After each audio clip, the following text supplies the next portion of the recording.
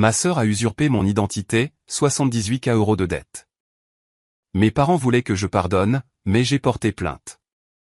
Au tribunal, ils ont témoigné contre moi, jusqu'à ce qu'une question du juge fasse pleurer ma mère. Je m'appelle Ophélie, j'ai 27 ans, et il y a 3 semaines, j'ai vu ma propre mère pleurer dans une salle d'audience. Non pas parce qu'elle était désolée de ce qui m'était arrivé, mais parce qu'une juge lui a posé une question à laquelle elle ne pouvait pas répondre. Ma sœur a volé mon identité. Elle a ouvert cette carte de crédit à mon nom. Elle a accumulé 78 000 € de dette pendant que je travaillais 60 heures par semaine pour économiser pour mon premier appartement. Et quand je l'ai découvert, mes parents m'ont dit de lui pardonner. C'est la famille, ont-ils dit. Tu peux rembourser ça petit à petit. Alors, j'ai déposé une plainte à la police et lors de la comparution initiale de ma sœur, mes parents se sont présentés pour témoigner contre moi. Ils m'ont qualifié de rancunière. Ils m'ont qualifié de sans cœur. Ils ont supplié la juge de laisser ma sœur partir. La juge a écouté. Puis elle a posé une question, une seule.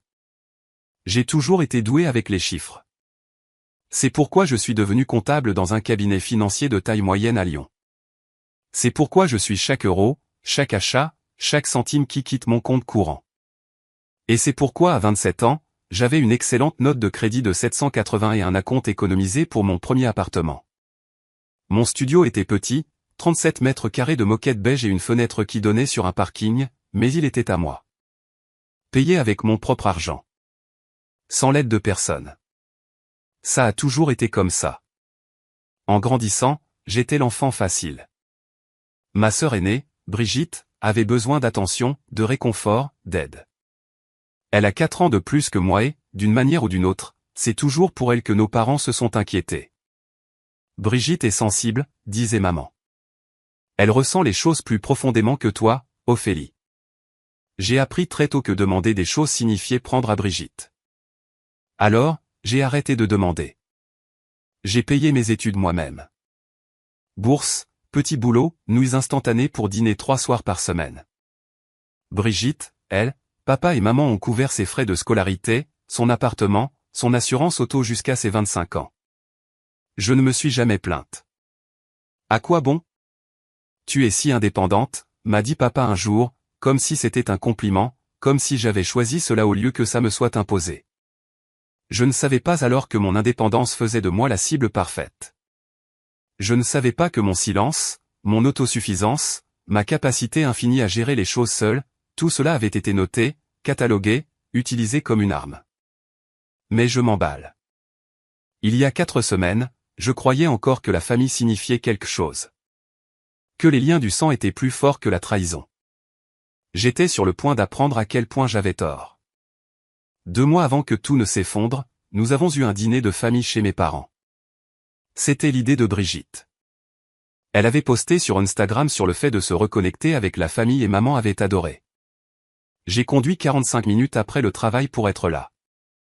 J'ai apporté une bouteille de vin, mis la table sans qu'on me le demande. Quand Brigitte est arrivée en retard, bien sûr, maman a pratiquement couru pour la serrer dans ses bras. Oh mon Dieu, c'est un nouveau sac? Les yeux de maman se sont illuminés devant le sac de créateur de Brigitte. Je l'ai reconnu. Un Lancel. Il devait valoir au moins 500 €. Chérie, tu ne devrais pas dépenser comme ça si tu as des difficultés. Brigitte a simplement souri, rejetant ses cheveux blonds par-dessus son épaule. Ne t'inquiète pas, maman. Je gère. Personne n'a demandé d'où venait mon sac. Personne n'a posé de questions sur quoi que ce soit. Pendant le dîner, la conversation tournait autour de Brigitte, son travail à la boutique, son nouvel appartement, sa vie amoureuse. Maman s'est penchée, inquiète. Tu as assez pour le loyer ce mois-ci, ma chérie? J'ai essayé une fois. En fait, j'économise pour un acompte pour un appartement. Je devrais être prête à acheter dans quelques mois. Maman a hoché la tête distraitement. C'est bien, chérie. Ophélie, tu peux débarrasser les assiettes? Plus tard, Brigitte m'a coincé dans la cuisine. Et, je peux t'emprunter ton ordinateur portable vite fait? J'ai besoin de vérifier mes emails. Mon téléphone est presque mort. Bien sûr. Je le lui ai donné sans réfléchir. Elle a disparu dans le salon pendant 20 minutes. Je n'y ai rien vu de mal. Pourquoi l'aurais-je fait? C'était ma sœur. Je ne savais pas qu'elle parcourait mes documents sauvegardés, mon stockage cloud, le dossier que j'avais stupidement intitulé « Documents importants ». Je ne savais pas que ce dîner était une mission de reconnaissance, mais j'allais le découvrir assez vite. Je devrais vous parler de la fois où Brigitte et moi avons vécu ensemble il y a 3 ans, juste après mon diplôme. Elle avait besoin d'une colocataire. J'avais besoin d'un loyer pas cher. C'était logique. Pendant 8 mois, nous avons partagé un 3 pièces à Villeurbanne. Et parce que c'était ma sœur, parce que je lui faisais entièrement confiance, je n'ai jamais rien caché. Elle a vu mon courrier, mes relevés bancaires, ma carte de sécurité sociale quand je remplissais des papiers pour mon nouveau travail.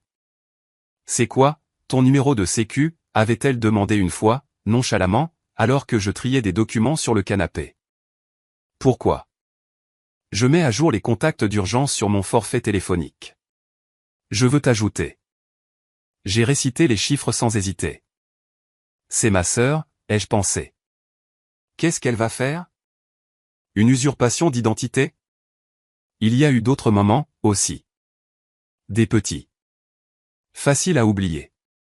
Et, c'était quoi notre ancienne adresse? Celle sur la rue de la République. J'en ai besoin pour une vérification d'antécédents. C'est quoi déjà le nom de jeune fille de maman? J'oublie tout le temps. C'est quand ton anniversaire? Je veux t'envoyer quelque chose. J'ai répondu à chaque question, donné chaque information qu'elle demandait, parce que c'est ce que fait la famille, n'est-ce pas? On ne garde pas de secret avec les siens. Je lui fabriquais une clé, pièce par pièce, et je ne savais même pas qu'il y avait une serrure.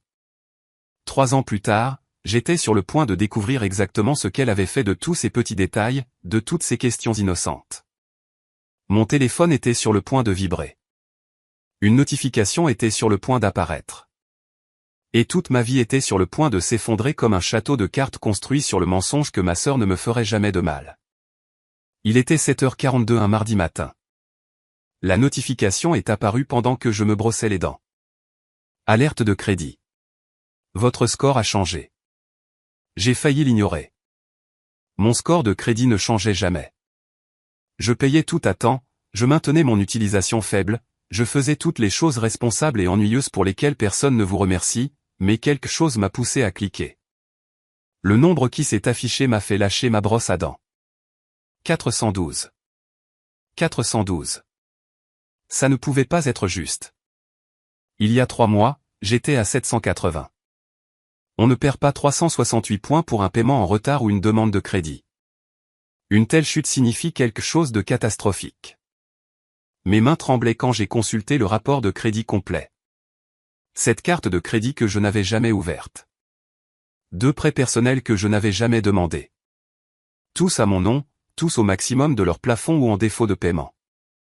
Dette totale, 78 472 €. Je me suis assise sur le bord de ma baignoire parce que mes jambes ne me portaient plus. BNP Paribas. Société Générale. Crédit Agricole. American Express. Des noms que je reconnaissais, des comptes que je n'avais jamais vus. Le plus ancien avait été ouvert il y a 18 mois. J'ai appelé le premier numéro que j'ai trouvé. Ma voix ne ressemblait pas à la mienne. Il doit y avoir une erreur. Je n'ai jamais ouvert de carte BNP Paribas de ma vie. Le silence à l'autre bout du fil a duré trop longtemps. Madame, nous avons 7 comptes sous votre numéro de sécurité sociale, tous en règle jusqu'à il y a 2 mois. Voulez-vous que je vous lise les adresses de facturation enregistrées? Oui. Elle a lu une adresse, l'adresse de mes parents. La pièce a commencé à tourner. Madame, vous êtes toujours là. J'étais là. Mais la personne que j'avais été 5 minutes plus tôt, celle qui croyait en sa famille, elle avait déjà disparu. 5 ans. C'est le temps que j'avais mis à économiser pour un acompte.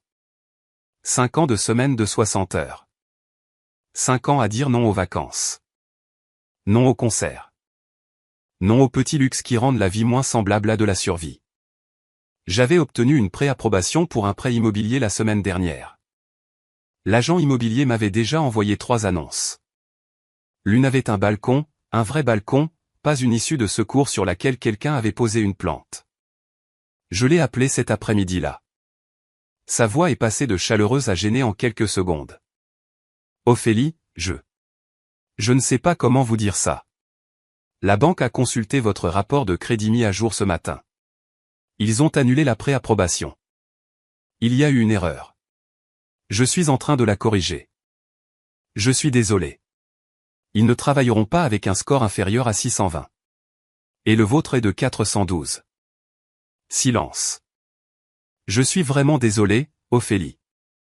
J'ai raccroché avant qu'elle ne puisse dire autre chose. L'appartement avec le balcon était parti.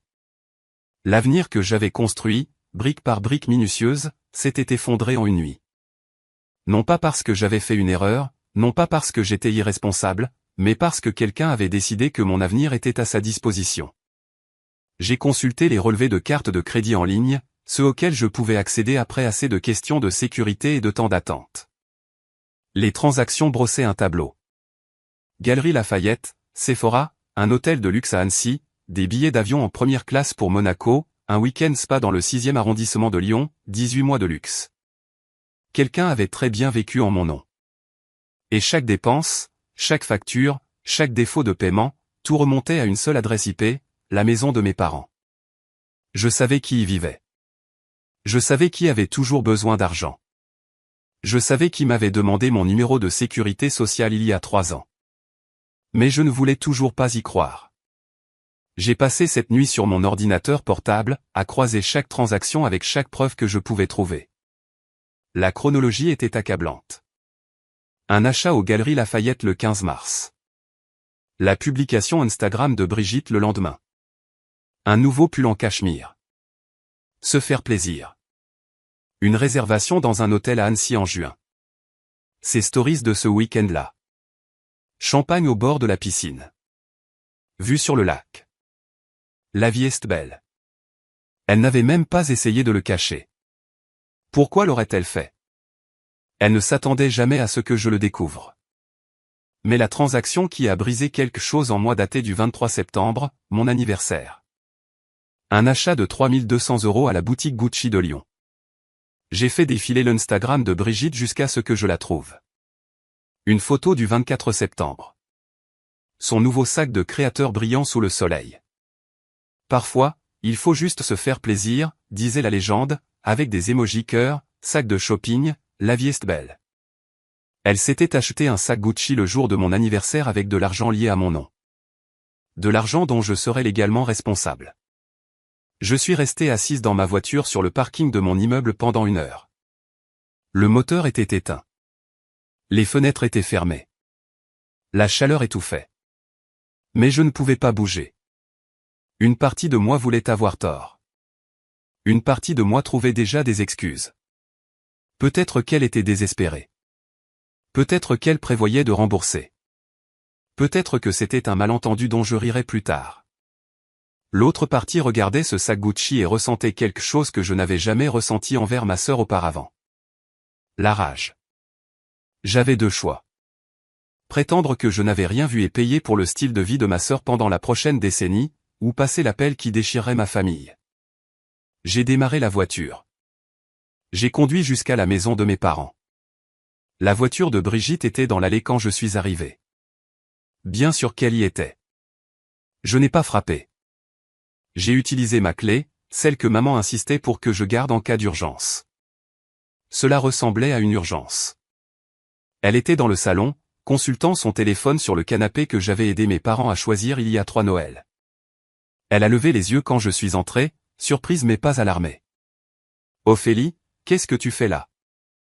Je ne me suis pas assise, je n'ai pas enlevé mes chaussures, je suis juste resté dans l'embrasure de la porte et j'ai posé la question qui me brûlait la poitrine depuis 6 heures.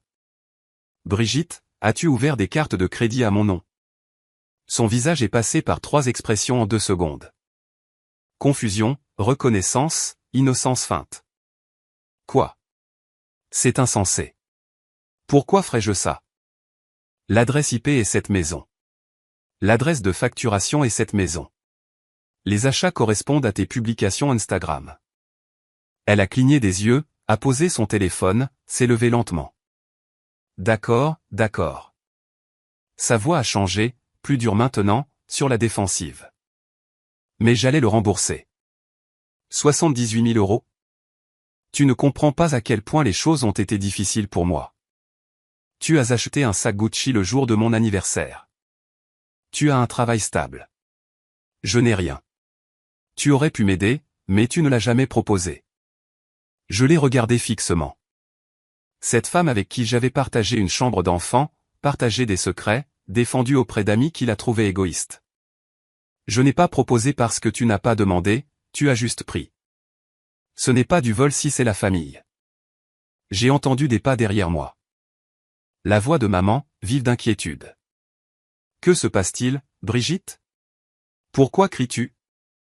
Et juste comme ça, la vraie confrontation a commencé. Maman est entrée dans la pièce dans son tablier de jardinage, de la terre encore sur ses gants. Papa a suivi quelques pas derrière, prudent comme toujours. Qu'est-ce que c'est que tout ce bruit?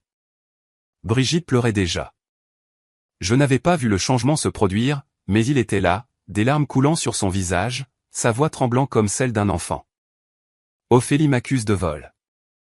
Je n'accuse pas, j'énonce des faits. Maman s'est tournée vers moi, son expression se durcissant déjà. Ophélie, que se passe-t-il exactement? J'ai expliqué. Les cartes de crédit, les prêts, les 78 000 euros, l'adresse IP, les transactions qui correspondaient au style de vie de Brigitte comme les pièces d'un puzzle qui s'emboîte. Maman a écouté. Puis elle a regardé Brigitte. Brigitte, est-ce que c'est vrai? Un sanglot, un hochement de tête. J'ai attendu l'indignation, le choc, le « comment as-tu pu ?» Au lieu de ça, maman s'est retournée vers moi. Tu ne peux pas simplement l'aider à régler ça discrètement? Les mots m'ont frappé comme une gifle. Maman, elle a volé mon identité. Elle n'a rien volé. Elle a emprunté sans ma permission pendant 18 mois. C'est ta sœur. Elle a ruiné mon crédit. J'ai perdu mon appartement. Le crédit peut être réparé. Il y aura d'autres appartements. J'ai regardé papa. Il se tenait dans le coin, les bras croisés, fixant un poing sur le mur quelque part au-dessus de ma tête. Papa. Il a sursauté. N'a pas croisé mon regard. Ta mère a raison, Ophélie. On devrait gérer ça en famille. Pas besoin d'en faire toute une histoire. Brigitte reniflait depuis le canapé. Maman est allée s'asseoir à côté d'elle, lui frottant le dos. Je me tenais seul dans le salon de mes parents, les regardant réconforter ma sœur, la voleuse, celle qui avait passé 18 mois à vivre sur mon nom. Et j'ai réalisé que je n'avais jamais vraiment fait partie de cette famille. J'ai essayé une dernière fois. Je me le devais. D'accord, ai-je dit. Vous ne voulez pas que j'aille à la police? Alors aidez-moi à régler ça. Maman a levé les yeux du réconfort de Brigitte. Comment? Un plan de paiement. Toi, papa et Brigitte signaient quelque chose d'officiel. Un accord de remboursement. On le fait certifier par un notaire. Brigitte rembourse l'argent au fil du temps. Je ne porte pas plainte. C'était plus que juste. C'était généreux. Nous n'avons pas ce genre d'argent, a dit maman. Je ne demande pas une somme forfaitaire. Je demande des comptes. Les larmes de Brigitte s'étaient arrêtées.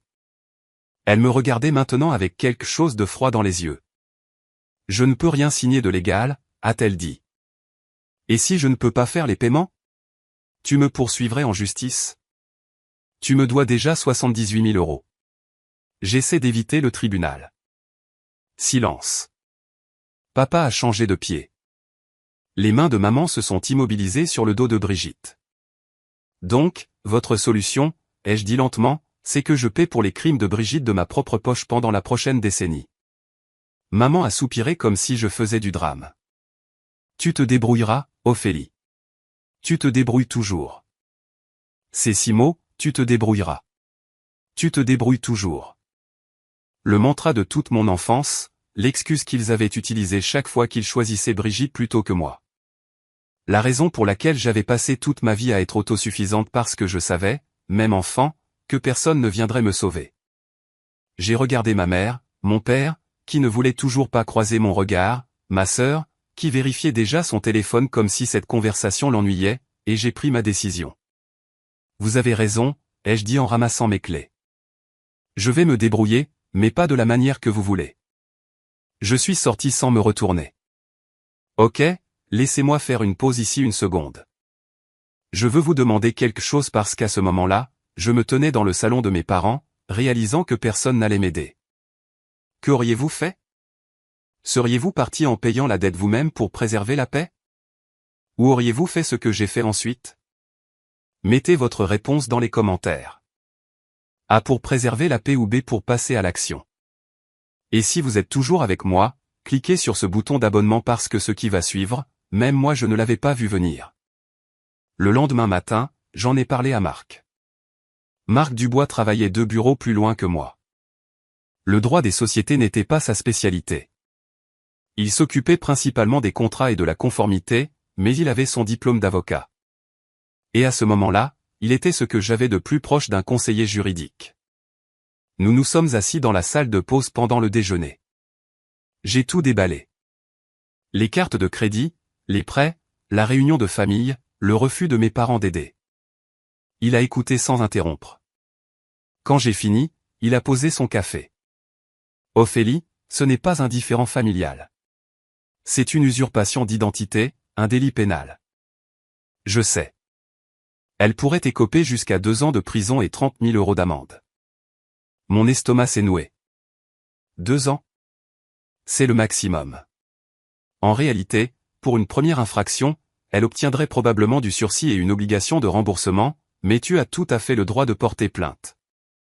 C'est ma sœur. Et elle t'a traité comme un distributeur automatique. Il s'est penché en avant. J'ai déjà vu ça.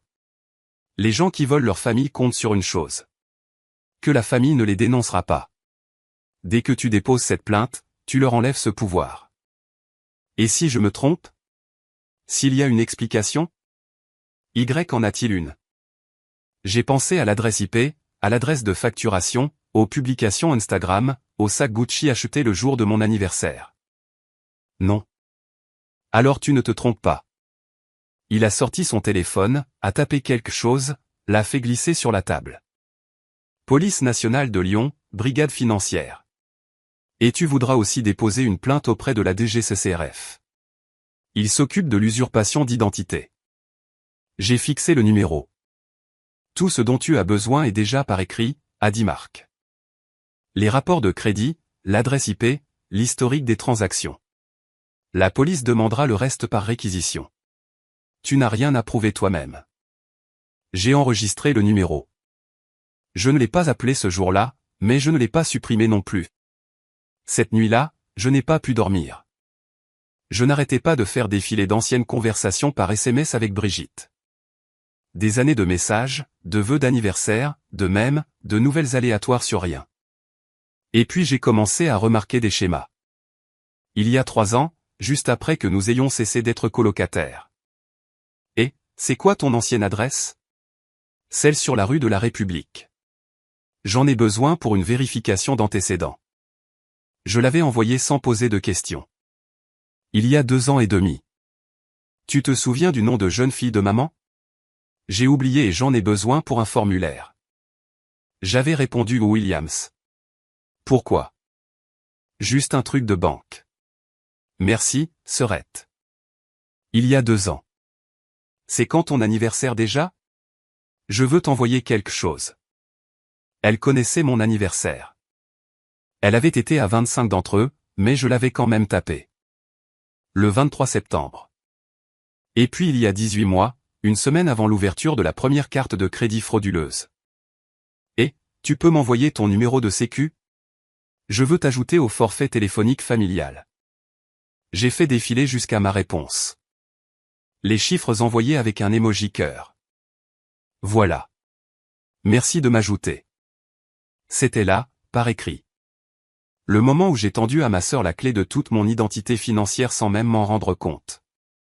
Question de sécurité, adresse précédente, nom de jeune fille de la mère, numéro de sécurité sociale. Elle avait collecté des morceaux de moi pendant des années. Patiemment, méthodiquement, attendant le moment où elle en aurait besoin. J'ai fixé ce message pendant 20 minutes. Je l'avais envoyé. moi. Je lui avais donné mon numéro de sécurité sociale parce qu'elle avait demandé gentiment et que je lui faisais confiance. Comment porte-t-on plainte contre quelqu'un pour avoir utilisé exactement ce que vous lui avez donné? On le fait parce que ce qu'ils en ont fait était un crime. J'ai pris mon téléphone et j'ai composé le numéro que Marc m'avait donné. La brigade financière était plus petite que ce que je pensais. 3 bureaux, des néons, une fontaine à eau qui gargouillait dans le coin. L'inspecteur Angela Fournier avait la quarantaine, des cheveux courts parsemés de gris et le genre de regard fatigué qui avait vu trop de cas comme celui-ci. Elle a écouté pendant que je lui expliquais tout, le rapport de crédit, les transactions, les SMS, la réunion de famille. Quand j'ai fini, elle a hoché la tête lentement. C'est un cas clair, mademoiselle Carter. Nous allons ouvrir une enquête. Combien de temps cela prendra-t-il? Quelques semaines pour rassembler les preuves. Nous demanderons les registres par réquisition, tracerons les adresses IP, vérifierons les signatures sur les demandes. Elle m'a regardé. Êtes-vous préparé à ce qui va suivre? Que voulez-vous dire? Je veux dire, votre sœur sera arrêtée. Elle sera inculpée. Cela ira au tribunal. Elle a fait une pause. Les affaires de famille sont difficiles. Les gens changent d'avis. Ils ne veulent pas témoigner. Je ne changerai pas d'avis. Je l'espère. Elle m'a tendu une carte. Appelez-moi si quelque chose se passe. Et mademoiselle Carter, vous avez fait ce qu'il fallait. Je suis sorti du commissariat en me sentant plus légère et plus lourde à la fois. Ce soir-là, j'ai appelé mes parents. Je leur devais bien ça. J'ai déposé une plainte à la police aujourd'hui, ai-je dit, contre Brigitte. Le silence a duré 3 secondes. Puis maman a explosé. Tu as fait QOI? Je n'avais pas le choix. Tu envoies ta sœur en prison. Je signale un crime. C'est la famille. Elle m'a volé 78 000 €. On ne t'a pas élevé comme ça. Vous m'avez élevé pour qu'on profite de moi. La voix de maman est devenue glaciale. Si tu ne retires pas ces accusations, Ophélie, tu n'es plus la bienvenue dans cette famille. La ligne a été coupée. Je me suis assise dans ma voiture et j'ai pleuré pour la première fois en 4 ans. 3 jours plus tard, j'ai reçu un SMS de papa. Réunion de famille dimanche 14 h. S'il te plaît, viens. J'ai failli ne pas y aller, mais une partie de moi, la partie stupide et pleine d'espoir qui croyait encore à la rédemption, a pensé qu'ils avaient peut-être changé d'avis. Peut-être qu'ils avaient réalisé à quel point ils avaient eu tort. Je m'étais trompé sur le fait d'avoir tort. Quand je suis entré dans le salon de mes parents, il n'y avait pas seulement maman, papa et Brigitte qui m'attendaient. Tante Carole était là. Oncle Pierre, grand-mère Jeanne dans son fauteuil roulant, les lèvres pincées de désapprobation. Même mon cousin Cédric, que je n'avais pas vu depuis 2 ans. Un tribunal. C'est ce que c'était. Assieds-toi, Ophélie, a dit maman. Sa voix était de glace. Je suis resté debout. Maman s'est levée du canapé. Ophélie doit expliquer à tout le monde pourquoi elle essaie de détruire cette famille. Tante Carole a parlé la première. Brigitte a fait une erreur. Ophélie, on fait tous des erreurs. Oncle Pierre, tu vas gâcher sa vie pour de l'argent. L'argent peut être remplacé. Grand-mère Jeanne, secouant la tête, de mon temps, les familles réglaient leurs affaires en privé. C'est honteux. J'ai regardé autour de moi dans la pièce. 12 personnes, pas une de mon côté. Brigitte était assise dans le fauteuil près de la fenêtre, des larmes coulant sur son visage, la main de maman sur son épaule. La victime, la fragile, la fille qui méritait d'être protégée. Regarde là, a dit maman. Regarde ce que tu fais à ta sœur. Je l'ai regardé. J'ai vu une femme de 31 ans qui avait passé 18 mois à me voler sans une seconde d'hésitation. Qui avait acheté des sacs de créateurs, des week-ends au spa et des vols en première classe pendant que je travaillais 60 heures par semaine. Je ne détruis pas cette famille, ai-je dit. Brigitte l'a fait il y a 18 mois quand elle a décidé que mon identité était à sa disposition. Je suis juste celle qui l'a découvert. Personne n'a répondu. Papa a finalement parlé. Il était resté silencieux dans le coin, les bras croisés, fixant le sol. Ophélie. Sa voix s'est brisée. Tu ne peux pas laisser tomber, pour moi. Pour lui? Pas pour la justice. Pas pour ce qui est juste. Pour lui, pour qu'il n'ait pas à supporter l'inconfort d'avoir une fille qui a commis un crime et une autre qui a refusé d'être une victime. Je l'ai regardé, vraiment regardé pour la première fois depuis des années. Il semblait plus petit que dans mes souvenirs, plus vieux, brisé d'une manière qui n'avait rien à voir avec moi. Non, papa, je ne peux pas. Maman s'est levée. Alors nous n'avons plus rien à nous dire. Si tu franchis cette porte, Ophélie, ne reviens pas. La pièce retenait son souffle. 12 paires d'yeux sur moi, attendant. J'ai pris mon sac, me suis dirigé vers la porte, puis je me suis retourné une dernière fois. J'ai passé toute ma vie à être la fille qui n'avait besoin de rien. Celle qui se débrouillait seule, celle qui ne demandait jamais d'aide parce que je savais qu'elle ne viendrait pas. Et j'ai accepté ça. Ma voix était stable, plus calme que je ne le sentais. Mais je n'accepterai pas de payer pour un crime que je n'ai pas commis juste parce que la criminelle porte le même nom de famille que moi. J'ai ouvert la porte, je suis passé. Derrière moi, j'ai entendu maman commencer à pleurer, pas les petits reniflements qu'elle avait eus pour Brigitte. C'étaient des sanglots laids. Le son de quelqu'un qui perd le contrôle d'une histoire qu'il écrivait depuis 30 ans. J'ai continué à marcher. Je ne savais pas que ce serait la dernière fois que je verrais ma famille avant la salle d'audience. Et je ne savais certainement pas qu'ils préparaient déjà leur prochain coup. 3 semaines de silence, pas d'appel de maman, pas de SMS de papa. Brigitte m'a bloqué partout.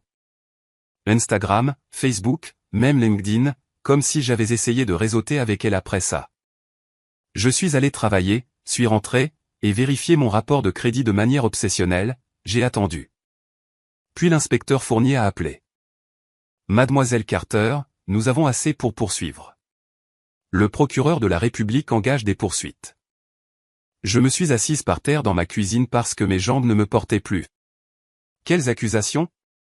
Usurpation d'identité, fraude à la carte de crédit, fraude postale. Elle a redirigé certains de vos relevés à l'adresse de vos parents. Une pause. Elle risque entre 2 et 5 ans de prison si elle est reconnue coupable. 5 ans, ai-je répété. C'est le maximum. En réalité, sans casier judiciaire, elle obtiendra probablement une négociation de peine, du sursis, une obligation de remboursement, peut-être des travaux d'intérêt général.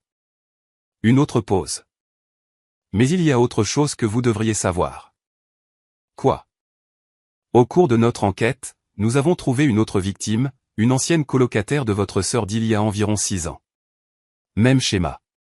Carte de crédit, petit prêt. Elle n'a jamais porté plainte. Le sol a basculé. Je ne suis pas la première. Non, vous êtes juste la première à ne pas être restée silencieuse. J'ai fermé les yeux. Toutes ces années à penser que j'étais spéciale. La sœur de confiance. Celle que Brigitte ne blesserait jamais. Je n'étais pas spéciale. J'étais juste la suivante sur la liste. Une comparution initiale est prévue pour jeudi prochain, a poursuivi l'inspecteur Fournier. Vous recevrez une convocation en tant que témoin essentiel.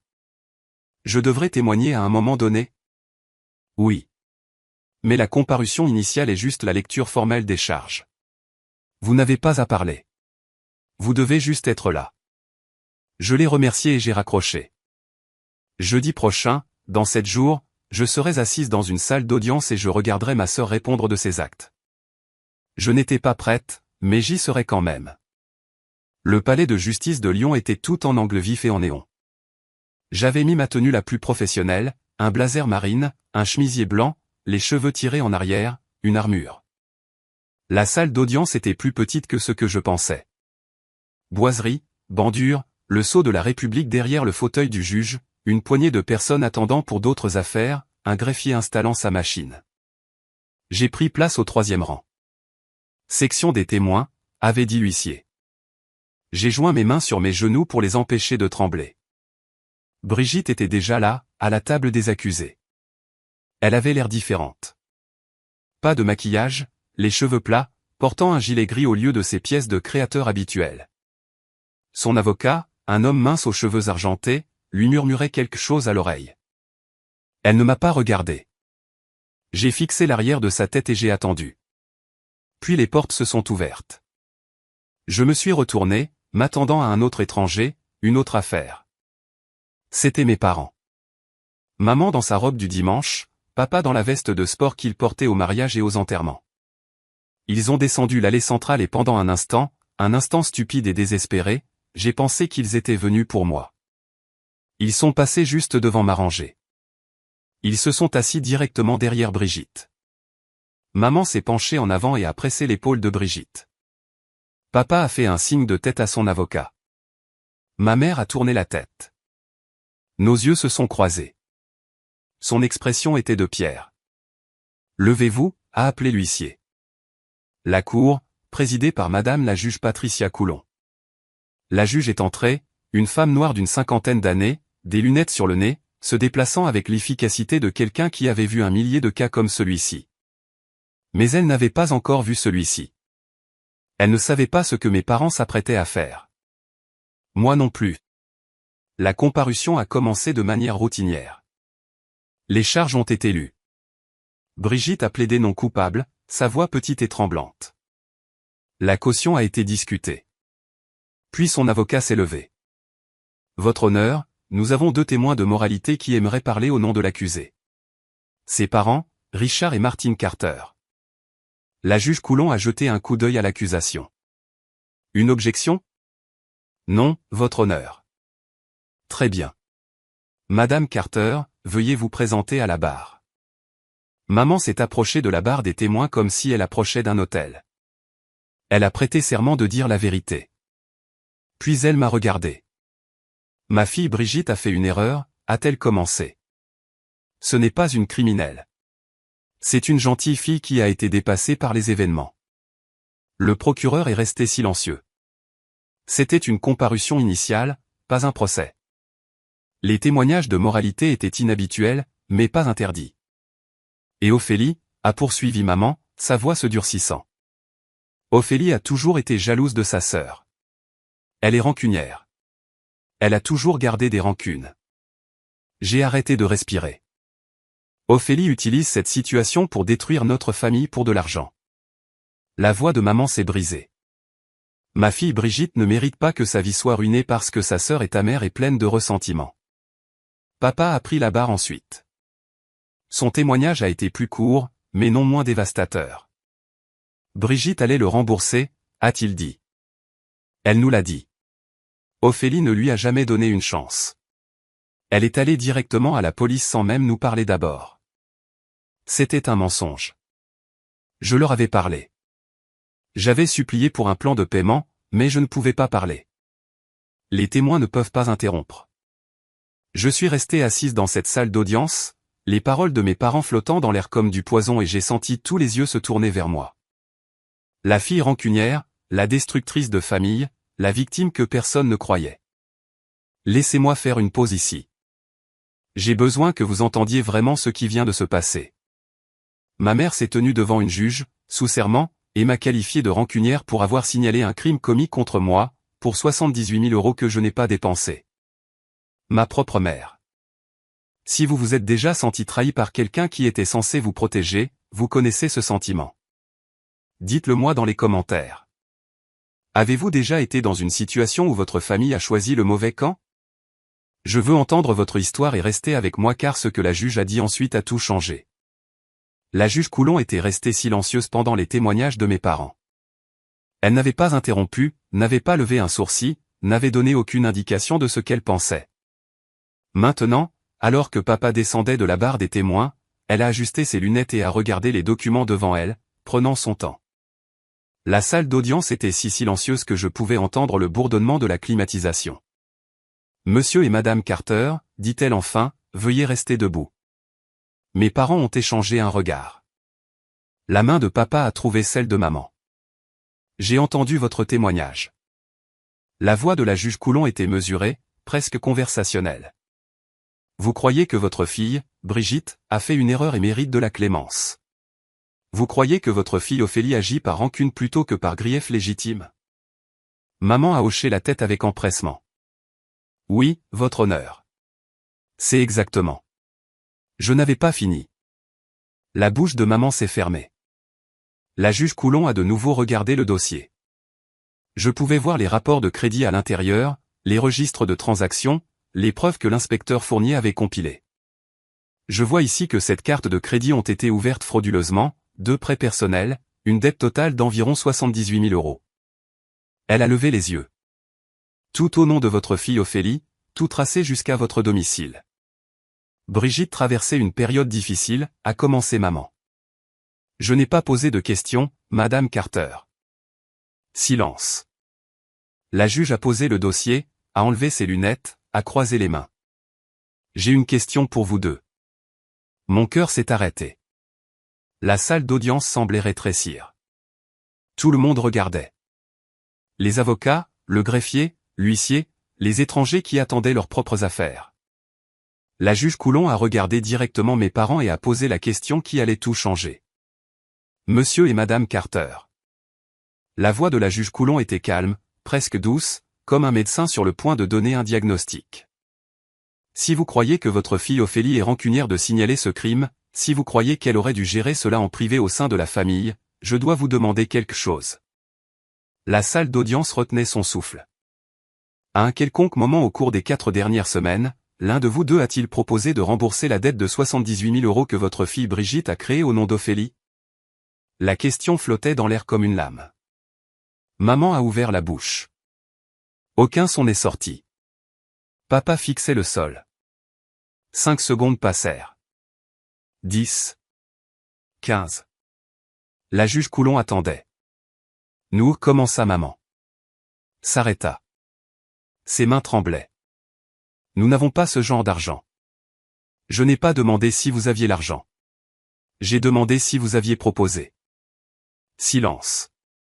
Avez-vous proposé un plan de paiement? Avez-vous proposé de vous porter co-emprunteur pour un prêt? Avez-vous proposé quoi que ce soit pour aider votre fille Ophélie? Celle dont le crédit a été détruit, dont l'avenir a été volé, dont l'identité a été utilisée sans son consentement? Rien. Lui avez-vous même demandé comment elle allait? Le visage de maman s'est décomposé. La façade polie s'est brisée. Des larmes. De vraies larmes cette fois, pas le genre théâtral qu'elle avait coaché Brigitte à produire, coulaient sur ses joues. Papa ne levait toujours pas les yeux. Votre silence est noté. La juge Coulon a remis ses lunettes. Vous avez demandé à ce tribunal de faire preuve de miséricorde envers la fille qui a commis la fraude. Mais je ne vois aucune preuve, aucune, que l'un de vous deux ait fait preuve de miséricorde envers la fille qui en est devenue la victime. J'étais assise dans cette salle d'audience, entourée d'étrangers, et j'ai ressenti quelque chose que je n'avais pas ressenti depuis des semaines. La validation. Quelqu'un voyait enfin la vérité. Maman sanglotait maintenant. Pas les larmes douces et sympathiques qu'elle avait produites en réconfortant Brigitte. C'était laid, brut. Le son de quelqu'un dont le masque venait d'être arraché. Je voulais juste garder ma famille unie, a-t-elle étouffé. L'expression de la juge Coulon n'a pas changé. Madame Carter. Une famille n'est pas soudée par le sacrifice d'un de ses membres pour les crimes d'un autre. Elle est soudée par la responsabilité, l'honnêteté et un traitement équitable. Elle s'est tournée vers Brigitte. Ma sœur n'avait pas bougé depuis que la question avait été posée. Elle était assise, figée à la table des accusés, la main de son avocat sur son bras, regardant droit devant elle comme si elle voyait son avenir s'effondrer en temps réel. Mademoiselle Brigitte Carter, vous avez plaidé non coupable. Cependant, les preuves présentées à ce tribunal sont substantielles. Des demandes de cartes de crédit tracées jusqu'à votre résidence. Des relevés de transactions correspondant à votre activité sur les réseaux sociaux. Des messages textes demandant des informations personnelles sensibles à la victime. L'avocat de Brigitte a commencé à parler. La juge Coulon a levé la main. Je fixe ce procès. Mademoiselle Carter restera en liberté sous caution avec les conditions suivantes, interdiction de contact avec la victime, pointages obligatoires avec un agent de probation et remise du passeport.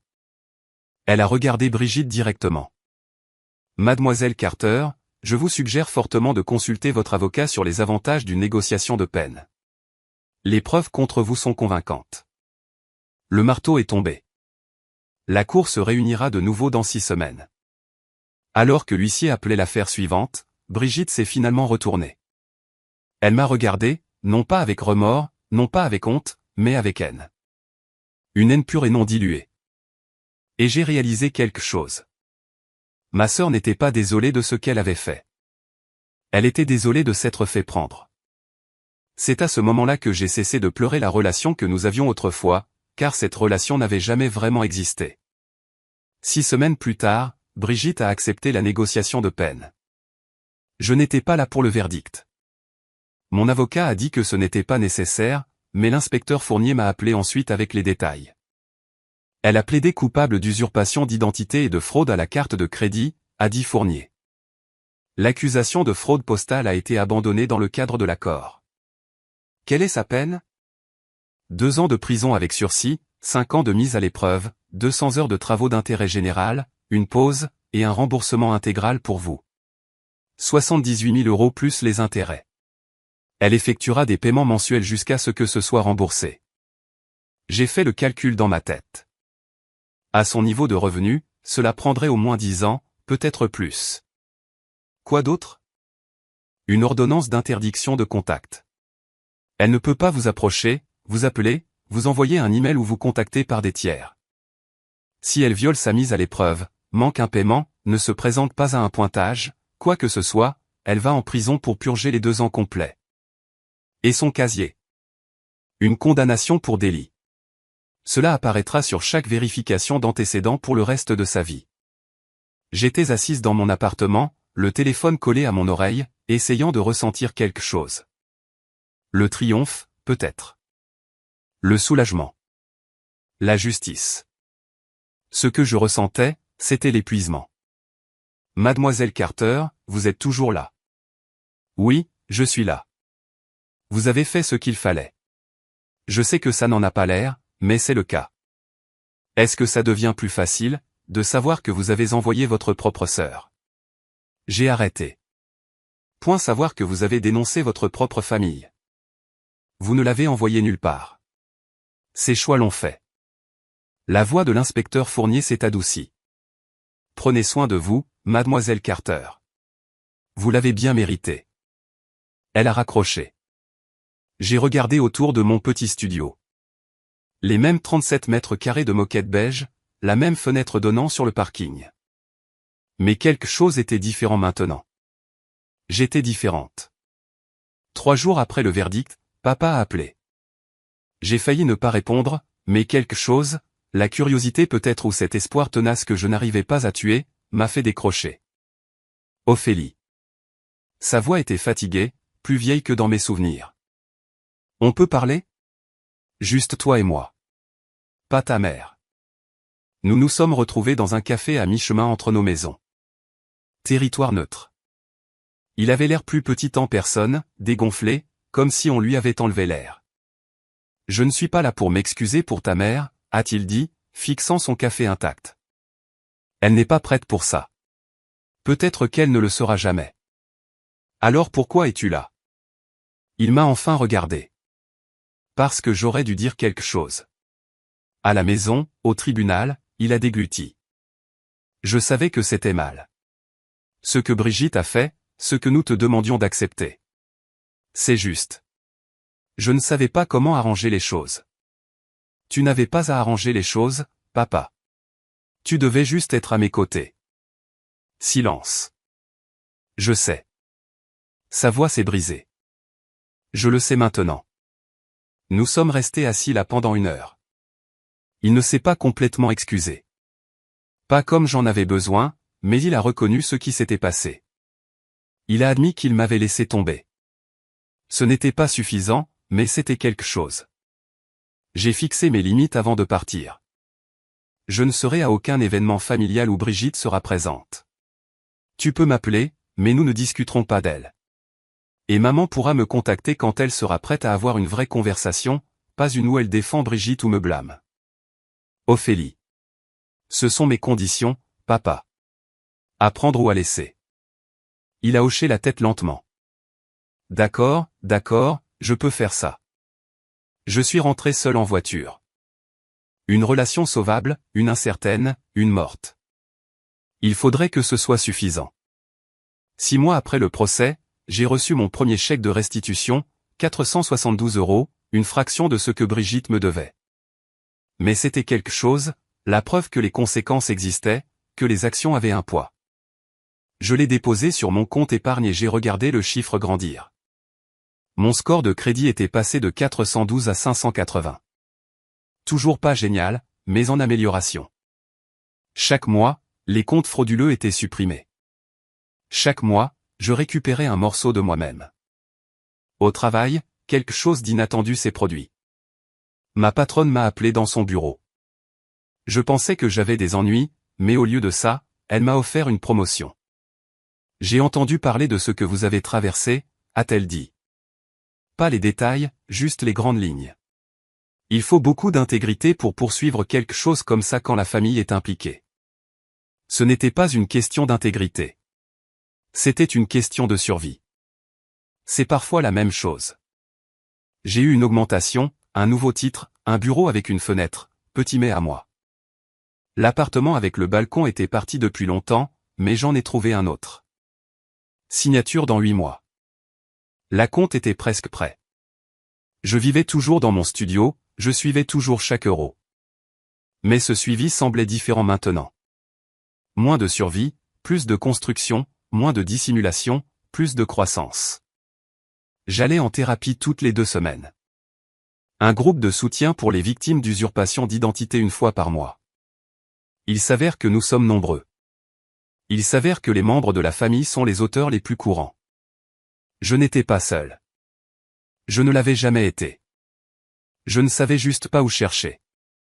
Un soir, je me tenais dans ma cuisine en préparant le dîner pour moi-même et j'ai réalisé que je fredonnais. Je ne me souvenais pas de la dernière fois que je l'avais fait. La guérison n'est pas une ligne droite. Mais j'étais enfin en train de la parcourir. Les gens me demandent si je le regrette. D'avoir porté plainte, d'avoir perdu ma famille, d'avoir vu ma mère pleurer dans une salle d'audience et de ne ressentir que de la justification. La réponse honnête est parfois. Certaines nuits, je tends encore la main vers mon téléphone pour envoyer un SMS stupide à Brigitte. Un mème, un souvenir, une question que seule elle comprendrait. Puis je me souviens et l'absence frappe à nouveau. La sœur que je pensais avoir me manque. Les dîners du dimanche où je me sentais faire partie de quelque chose me manquent. Le fantasme d'une famille qui me mettait en premier me manque, même si ce fantasme n'a jamais été réel. Mais je ne regrette pas de m'être choisi. Pendant 27 ans, j'ai été la facile. Celle qui n'avait besoin de rien. Celle qui gérait les choses pour que tout le monde puisse s'effondrer. Cette Ophélie est partie. L'Ophélie que je suis maintenant a des limites. Des limites claires et non négociables. Je ne partage pas d'informations personnelles avec qui que ce soit, famille ou autre, sans raison. Je n'accepte pas les culpabilisations comme des arguments. Je ne sacrifie pas mon bien-être pour que d'autres puissent éviter l'inconfort. Et je ne confonds pas l'amour avec la tolérance pour la maltraitance. Ma mère a dit que j'avais détruit notre famille. Peut-être qu'elle a raison. Mais voici ce que j'ai appris. Si une famille ne reste unie que lorsqu'une personne accepte d'être détruite, alors ce n'était jamais vraiment une famille. C'était un système. Et j'étais le mur porteur. Au moment où j'ai arrêté de porter, tout s'est effondré. Mais ce n'est pas ma faute. C'est juste de la physique. Donc, si vous regardez ceci et que vous avez déjà dû choisir entre préserver la paix et garder votre respect de vous-même, je veux entendre votre histoire. Mettez-la dans les commentaires. Nous sommes tous dans le même bateau. Et rappelez-vous, vous avez le droit d'arrêter d'être la personne facile. Avant de partir, je veux partager quelque chose que j'ai appris en thérapie. Ma thérapeute m'a demandé une fois pourquoi je pensais que Brigitte avait fait ce qu'elle avait fait. J'ai dit qu'elle était égoïste, avide, une mauvaise personne. Elle a secoué la tête. Votre sœur n'est pas mauvaise. Elle est brisée d'une manière spécifique. Voici ce que j'en suis venu à comprendre. Brigitte était l'enfant en or qui n'a jamais développé sa propre identité. Nos parents l'ont tellement protégée qu'elle n'a jamais appris à gérer l'échec, la déception ou la responsabilité. Quand la vie est devenue difficile, elle n'avait pas de mécanisme d'adaptation. Elle avait le shopping. Elle avait le déni.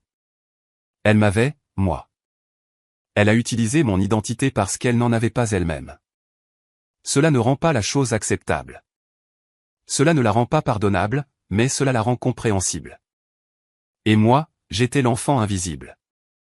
Celle qui a appris très tôt que mes besoins n'avaient pas d'importance. Que demander de l'aide était inutile. Que l'indépendance était le prix de la survie. J'ai donné à Brigitte mon numéro de sécurité sociale parce que je n'ai jamais appris que j'avais le droit de dire non, même à la famille, surtout à la famille. Donc, voici ce que je veux que vous reteniez de mon histoire. Premièrement, la confiance se mérite, elle n'est pas automatique. Le sang n'est pas synonyme de sécurité. Deuxièmement, les gens qui vous traitent de dramatique pour avoir fixé des limites sont généralement ceux qui bénéficient du fait que vous n'en ayez aucune. Troisièmement, se protéger n'est pas une trahison. Ce n'est pas de la cruauté. C'est de la survie. Vous avez le droit de refuser d'être utilisé. Vous avez le droit de dire non. Vous avez le droit de vous éloigner des gens qui ne vous voient que comme une ressource. Même si ces personnes vous ont élevé, même si ces personnes partagent votre sang, même si ces personnes appellent ça de l'amour.